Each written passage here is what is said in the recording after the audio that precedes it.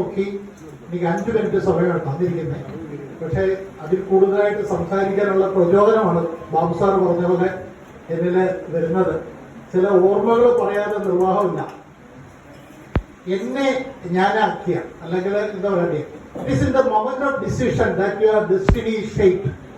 Antony Robbins തന്റെ പ്രശസ്തമായ പുസ്തകത്തിൽ പറഞ്ഞിട്ടുള്ള ഇതാണ്, it is in the moment of decision that your destiny is shaped. Awake the giant inside you. ഞാൻ ജനിച്ചതും വളർന്നതും എല്ലാം കൊല്ലത്താണ്. 1984 ഞാൻ കോതമംഗലത്ത് LIC ഓഫീസറായിട്ട് എത്തുന്നത്. അന്ന് ആദ്യം, കാരണം LICയുടെ ഓതറൈസ്ഡ് മെഡിക്കൽ എക്സാമിനർ എന്ന് പറഞ്ഞ ഡോക്ടർ ജോസഫാണ്.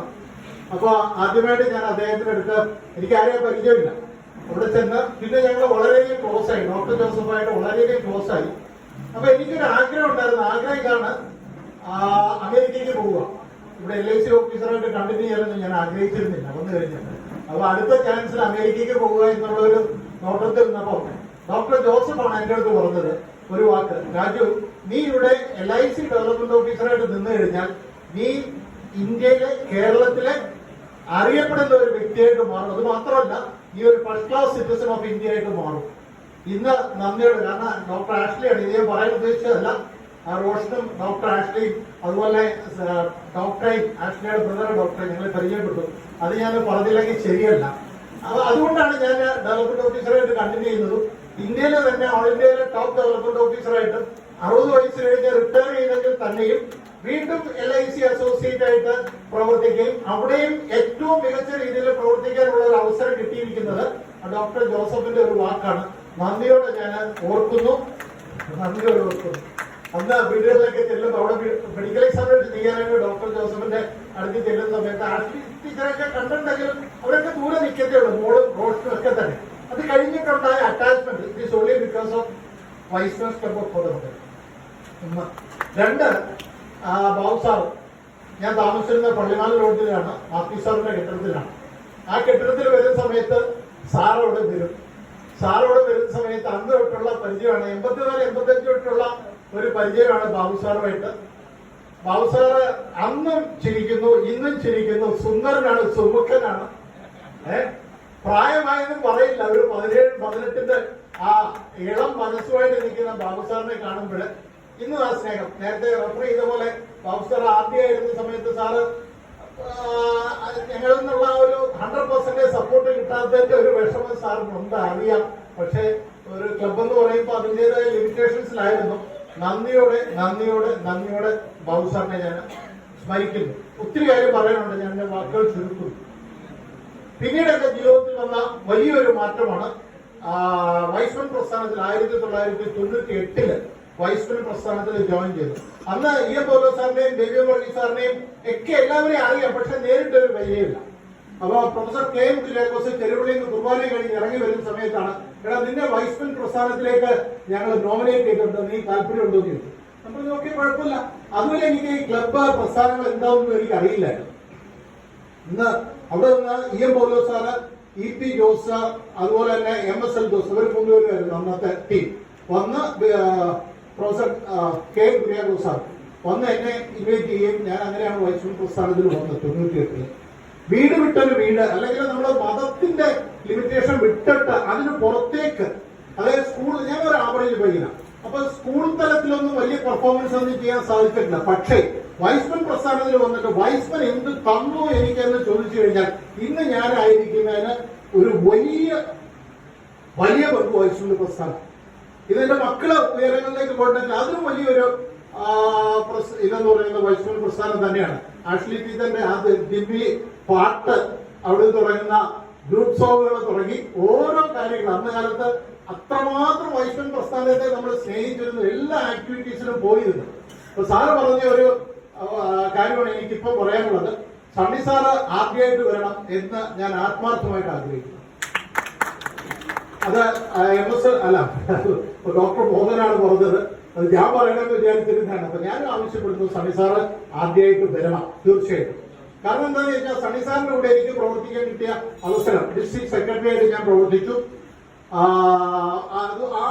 അതൊക്കെ ഉള്ളതെന്ന് പറയുമ്പോൾ ഓരോ വ്യക്തികൾ, സാറ് പറഞ്ഞ പോലെ തക്കാളിയും ഫ്രണ്ട്സും നല്ലത് തിരഞ്ഞെടുക്കുക. അതില് തക്കാളിയും ഫ്രണ്ട്സില് കോതമംഗലത്തിന്റെ ഏറ്റവും നല്ല ഫ്രണ്ട്സ് ആണ് ഈ കോതമംഗലത്ത് ഇപ്പോൾ ഈ വൈസ് പ്രിൻസിപ്പൽ ക്ലബ്ബ് കോതമംഗലം. 103 വർഷം പഴക്കമുള്ള വൈസ്വൻ പ്രസ്ഥാനിലെ മെമ്പേഴ്സ് ആണ് എന്ന് പറയുമ്പോൾ, 47 വർഷം പഴക്കമുള്ള ഒരു ക്ലബ്ബാണ് നമ്മളെന്ന് പറയുമ്പോൾ അതിന് അഭിമാനമുണ്ട്. അതിനകത്ത് നമ്മൾ വിട്ടുമാറാൻ പാടില്ല. നമ്മുടെ പ്രസ്ഥാനത്തോട് ചേർന്ന് തന്നെ നിൽക്കണമെന്ന് 100% ഉറക്കെ ഞാൻ പറയാം. കാരണം ഇപ്രാവശ്യം ഡിസ്ട്രിക്ട് വൈസ് ഗൈഡായിട്ട് ഞാൻ ലൈറ്റ് ഫിലിപ്പിന്റെ കൂടെ പോയി കഴിഞ്ഞപ്പോൾ അടിമാലി ക്ലബിലുള്ള ബാബു സാറിനെ മറ്റുള്ളവരെയൊക്കെ കണ്ടു കഴിഞ്ഞപ്പോൾ എനിക്കുണ്ടായ ഒരു അതില് സാറ് പറഞ്ഞല്ല, മറക്കുക, ആ ടീമുകളെല്ലാം പോയല്ലോ. അതുകൊണ്ട് മറന്നിട്ട് ഇനിയെങ്കിലും നമ്മൾ ഒരുമിച്ച് ഈ വലിയ പ്രസ്ഥാനത്തിൽ, ഇതൊരു വലിയ പ്രസ്ഥാനം, വലിയൊരു സംഭവമാണ്, ചെറുതല്ല. ആരൊക്കെ എന്തൊക്കെ കുറ്റം പറഞ്ഞാലും വൈസ് പ്രസ്ഥാനം ഇതിൽ കൂടുതൽ ഉയരങ്ങളിലേക്ക് പോയിക്കൊണ്ടിരിക്കുക. അപ്പൊ നമ്മൾ അതിനോട് ചേർന്ന് അതിന്റെ ബെനിഫിറ്റുകൾ എൻജോയ് ചെയ്യണം. എന്തിനു വേണ്ടി ഞാൻ വൈസ്പിന് തുടരുന്നു? ഞാനൊരു വലിയ പ്രസംഗം എഴുതിയിട്ടുണ്ട്, ഞാൻ അതിലേക്ക് വരുന്നില്ല. ഇന്ന് കാലത്ത് ഇല്ല, രാത്രി കിടന്നപ്പോൾ വൈസ്ക ആക്ഷൻ ഉള്ള കാരണത്താൽ ഒരു വലിയ പ്രസംഗം എഴുതിക്കൊണ്ട് വന്നതാണ്. പക്ഷെ ഞാനത് പറയുന്ന അതേ പ്രസംഗമാണ് സാറ് പറഞ്ഞല്ലേ. ഇന്ന് ഞാൻ ബേബി വർഗീസ് സാറിന്റെ പ്രസംഗം ഇത്രയും സ്വീറ്റ് ആയിട്ട് ഒരു വലിയ മെസ്സേജ് ഉണ്ടായിരുന്നു, എന്നാൽ ഇത്രയും ചെറിയൊരു പ്രസംഗം എന്റെ ജീവിതത്തിൽ ആദ്യമായിട്ടാണ്. കാരണം ബേബി സാർ ഞങ്ങളുടെ കൂടെ ഉണ്ടെന്നുണ്ടെങ്കിൽ നമുക്കൊരു ഭയങ്കര എനർജിയാണ്. ബേബി സാറിന്റെ ക്ലബ് എന്ന് പറയുമ്പോൾ ഒരു ഭയങ്കര എനർജിയാണ്. പിന്നെ സണ്ണി സാറിനെ പറ്റി ഞങ്ങള് ഇന്റർനാഷണൽ ടൂർ, ഞങ്ങളെ ഈ കൊച്ചു അതായത് കുളത്തിൽ കിടക്കുന്ന തവളകളെ നമ്മുടെ ആകാശത്തിന്റെ ഉയരങ്ങളിലേക്ക് കൊണ്ടുപോയി ഇന്റർനാഷണൽ ടൂറുകള്, അതും എവിടേക്ക് ഞങ്ങൾ പോകുന്നത്, തായ്ലൻഡിലേക്ക്, പിന്നെ ഇങ്ങോട്ടൊക്കെ അങ്ങനെയുള്ള സ്ഥലങ്ങളിലേക്കൊക്കെ തന്നെ. ഇപ്രാവശ്യം കഴിഞ്ഞ ടൂർ എന്ന് പറയുമ്പോൾ കാർബി ഐലൻഡിലേക്ക് പോയതും ഫുക്കറ്റിലേക്ക് പോയതൊക്കെ അവിടെ കോർഡിനേഷൻ എന്ന് പറഞ്ഞിട്ട് സൂപ്പർ സൂപ്പർ സൂപ്പർ. ഒത്തിരി കാര്യങ്ങൾ പറയാനുണ്ട്. അപ്പൊ അതുകൊണ്ട് ഞാൻ കൂടുതൽ പറയുന്നില്ല, 5 മിനിറ്റ് അതിനകത്ത് നിർത്തുന്നു. ഈ വർഷം നമ്മൾ തീർച്ചയായിട്ടും ഇന്റർനാഷണൽ ടൂർ ഉണ്ടാവണം. ബേബിസാറ് ചോദിച്ച പോലെ ഉണ്ടാവണം, നാഷണൽ ടൂർ ഉണ്ടാവണം. നമ്മൾ പണ്ട് ഹിമാചൽ പ്രദേശിലേക്ക് സിംലയിലേക്ക് പോയതുപോലെ. എന്നിട്ട് നമുക്ക് ആ വരുന്ന വഴിക്ക് പോകുന്ന വഴിക്കൊക്കെ അഭിനയം ലഭിക്കണം, തമാശകൾ പറയണം. ബേബിസാറ് ഞങ്ങളോട് ഉണ്ടാവണം. ബാബു സാറിനെ ഞങ്ങള് ക്ഷണിക്കുകയാണ് ഞങ്ങളുടെ ടൂറിലേക്ക്. 1 ഡേ ട്രിപ്പുകൾ ധാരാളം ഉണ്ടാവണം. അത്രമാത്രം നമ്മൾ ഈ പ്രസ്ഥാനത്തെ ഇഷ്ടപ്പെടുന്നു. അപ്പൊ ഞാൻ എന്റെ വാക്കുകൾ ചുരുക്കുന്നു. ഇന്നത്തെ ജൂൺ ജൂലൈ പിന്നെ ഒരു കാര്യം പറയണമെന്ന് വിചാരിച്ചു. ഐസു സാർ എന്റെ അടുത്ത് വന്നിരുന്നിട്ട് പറഞ്ഞു, ഞാൻ പറഞ്ഞു ഓഗസ്റ്റ് മാസം എന്നെ സംബന്ധിച്ച് വളരെ ഇമ്പോർട്ടന്റ് ആണ്. 5 അല്ല 6 പ്രധാന കാര്യങ്ങൾ എനിക്ക് ഓഗസ്റ്റ് മാസത്തിലുണ്ട്. ഓഗസ്റ്റ് 12-ാം തീയതി ഞാൻ ജനിച്ചു. ഓഗസ്റ്റ് 13-ാം തീയതി ഞാൻ അഡ്വക്കേറ്റ് ആയി. ഓഗസ്റ്റ് 15-ാം തീയതി കല്യാണം കഴിച്ചു.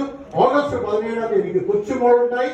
ഓഗസ്റ്റ് 19-ാം തീയതി എന്റെ മകന്റെ കല്യാണം. ഓഗസ്റ്റ് 30-ാം തീയതി എന്നെ വിട്ടുപോയ മകന്റെ ബർത്ത്ഡേ. അങ്ങനെ 6 മഹാസംഭവം. അപ്പൊ ഞാൻ അതൊക്കെ ഉദ്ദേശിച്ചാ വന്നേ. അപ്പൊ ഐസക് സാർ വന്നിട്ട് പറഞ്ഞു ഓഗസ്റ്റ് മാസം വിളിക്കണ്ട, അത് പിന്നെ വിളിക്കാമെന്ന് പറഞ്ഞു. അത് എന്തായാലും ഇത് പറയാതിരിക്കാൻ പറ്റൂലല്ലോ, അതുകൊണ്ട് പറഞ്ഞു മാത്രം. അപ്പൊ ജൂൺ മാസത്തില് നമ്മുടെ പ്രിയപ്പെട്ട ബെന്നി കല്യാണം കഴിച്ചിരിക്കുന്ന ബെന്നി 1991